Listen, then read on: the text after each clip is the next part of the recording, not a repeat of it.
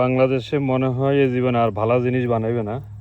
তো ওই যে দেখেন, এই যে প্লাস্টিকটা, এটা আমি বাংলাদেশ থেকে আনাইছিলাম। মানে মানে প্রত্যেকটা জিনিসের মধ্যে 2 নম্বরই ডুপ্লিকেট করা লাগবে এই বাংলাদেশে। এটা হলো মানে এই জাতির রক্তের সাথে মানে মিশে গেছে। তো আমি আপনাদেরকে দেখে, আমি একটা প্লাস্টিকের রশি ইউজ করি। এই যে অরেঞ্জ কালারের যেটা দেখতেছেন, এটা আমেরিকাতে কিনা। এটা 3-4 বছর এটা কিচ্ছুই হয় না, আমি যেটা লাগাইছি। তো আমি গত বছর দেশে গেছিলাম, আমি ফার্মিং সাপ্লাই বা বিভিন্ন জিনিস কিনছিলাম, কেনাকাটা করছিলাম বাংলাদেশে। তখন আমার ওয়াইফ বলছে যে তুমি যেহেতু প্লাস্টিক ইউজ করো, এগুলো এখান থেকে ট্রাই করে দেখতে পারো।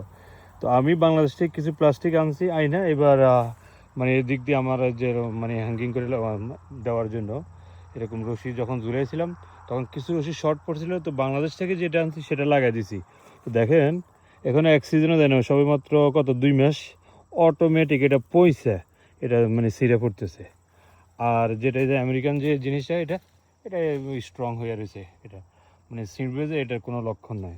তো এটাই বললাম যে দুঃখ, মানে বাঙালি জাতি হিসেবে মাঝে মাঝে খুবই একটা লজ্জা লাগে যে কেন যে সব কাজের মধ্যে ডুপ্লিকেট জিনিস বানাইতে হবে। তো মানে এটা ভুল থেকে শিক্ষা নেওয়া, হয়তো ভবিষ্যতে বাংলাদেশে যে কোনো আইটেম মানে কেনার ক্ষেত্রে 10 বার চিন্তা করে দেখবো। কারণ এই যে আমার এখানে ডাবল পরিশ্রম করা লাগতেছে, এখানে আমি আবার নতুন করে এটার সুতা রিপ্লেসমেন্ট করা লাগবে। এই যে দেখেন, গাছগুলো অটোমেটিক, যে বৃষ্টি আসছিল ভারে, ওই যে ওটা নিতে পারে না, এই সুতাটা এমনিতেই মনে হয় যেন পয়সায় পড়ে গেছে। Thank you.